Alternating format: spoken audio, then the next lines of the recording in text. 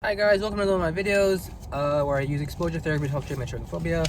So as I described in my last video about the myth, I'm going through another myth today. The myth of yesterday was that when you're having a panic attack, it's the best thing to do is try to relax. Well, it's actually the opposite. The best thing to do is kind of just envision that you're kind of in a car with no brake pedal, and you have the accelerator. And so what you want to do if you want to, stop, is just slowly put your foot off the acceleration. In other words, allowing time to pass. So if you want more information on that, it's in my video that was posted yesterday. So let's go to the myth that I'm going to talk about today, which is down here somewhere.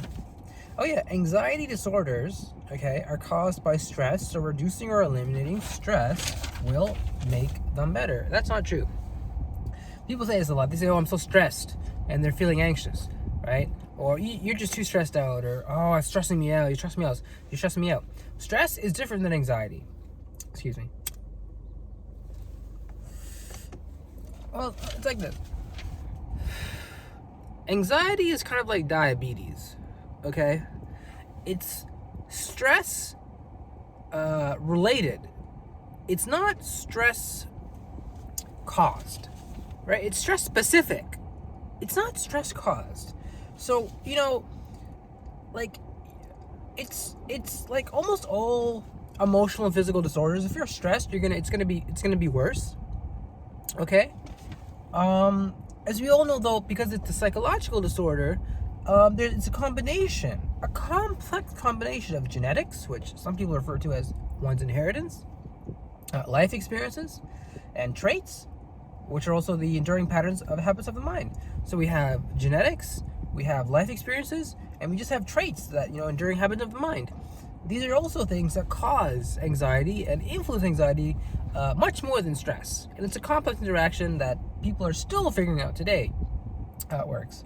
So listen, similar to diabetes, worse under stress and better with stress management tools, but still requires specific dietary changes. Right? Sometimes for anxiety, you need to eat healthier or eat less, or you know what I mean? And sometimes insulin. You may need medication for your anxiety to address the underlying problem. So phobias and all other anxiety disorders are kind of like this. They run in the family. Okay, so it's something that for me, I've seen it in my family, in my extended family. So it's very common. It would be actually quite uncommon to not see it in your family, and perhaps that is why. Oh, that's just a note. Okay, moving on. Sorry. So just wrapping up this myth. Okay, anxiety is not stress related. It's not stress, and it's not stress induced. It's stress sensitive. What does that mean? It means that anxiety is not stress. If you're stressed, that's different than anxiety. Just like if you're sad, that's different than depression, and if you're scared, that's different than a panic attack. And that last one, I'm not sure. You know what I mean, though? There's gradations and there's specifics. Excuse me. So, what helps besides medication and you could say changes in your behavior is facing fears. That helps more than avoiding stress. This channel is a testament to that. Obviously I try to avoid stress as well. I not as much as I can. I don't do it as much in my later videos because I just want to have time to sit down and watch TED Talks about stress and stuff like that. I mean, if you make the time to actually do these things, you'll realize it's two-faced. You have the facing fears part, and you have the stress, which is kind of like a complement. It's almost like an 80-20, 90-10. You gotta do the exposures, you gotta face your fears, and then to kind of stabilize it, you gotta have this mindset of avoid stress, avoid negative thought patterns, avoid things that are really gonna matter in a week or a day or a year. So of course things like exercising, avoiding caffeine, taking vacations, and quitting a quote-unquote stressful job may not reduce the symptoms or even the tendency to worry excessively. In the short term it may. You can understand though, the most effective treatments are focusing on the underlying traits, such as anxiety sensitivity, which is this feeling that you're scared of the symptoms of anxiety, which is, I have that. I mean, I've suffered for that for years, where I'm scared that because anxiety causes the feeling in your throat here to swell up, to feel like it's closing up. A lot of muscles and blood is being pushed to your throat, and it's all being engorged. So if you're choking, that is known as anxiety sensitivity, where you're scared of the symptoms of anxiety. All right, that's a symptom of anxiety. High increased heart rate is a symptom of anxiety, and engorged vessels is a symptom of anxiety, and so you can become scared of that.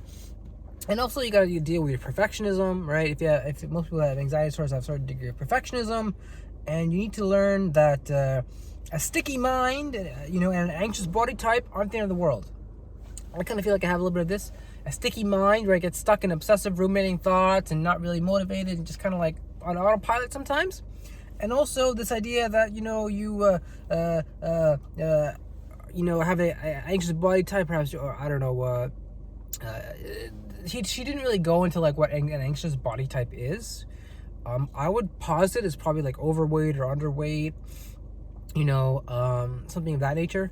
And these things are not death sentences. They can easily be dealt with and treated through what is basically known as changes in behavior that maintain anxiety, such as avoidance and excessive reassurance seeking, as well as I mentioned, medication and all that stuff.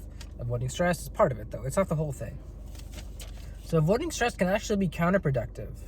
All right. So she goes on to talk about, when I mentioned C, I'm talking about the doctor who was teaching me this, like on the YouTube. So avoiding stress can actually be counterproductive. If you back away from anything that makes you anxious, this can develop into phobias.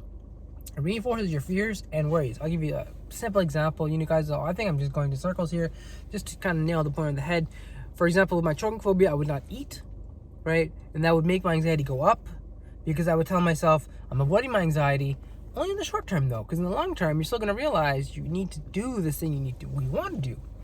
And you're stopping yourself from doing it. You would actually spend days and activities in your brain. You would tell yourself, I'm doing this because I really want to, and in reality you want to eat. So that's it's not right to just kind of like back away from this fear. Lean into it, live there, as I say. Live there and stay with it. So if you don't learn how to face fear in a different and informed way, but simply try to avoid it, you will unnecessarily begin to develop a sense of being fragile and vulnerable, or just this side of mental or physical collapse. So if you don't take anxiety by the horns and take fear by the horns, you may begin to develop a tendency where you think that everything is like, oh, I'm just holding on by the edge. And I'm vulnerable. Just give me a second. And I used to develop that when I was developing my anxiety in the beginning. I remember 11, 12, 13 years ago, just in the precursors of my anxiety, I was telling my friends just like, oh, it's really hard to kind of like just manage everything, I'm kind of feel like I'm just on the edge. That's what happens when you don't face your fears. I wasn't facing my fears at that time. I can guarantee you I wasn't. So if you stop doing what you enjoy and value in the attempt to avoid stress, or because your anxiety is telling you to do, you can become demoralized, isolated, self-critical, and even, as I mentioned, more depressed. So that's the myth. I'll go over it one more time real quick. Anxiety is not stress related. Like, anxiety is not stress.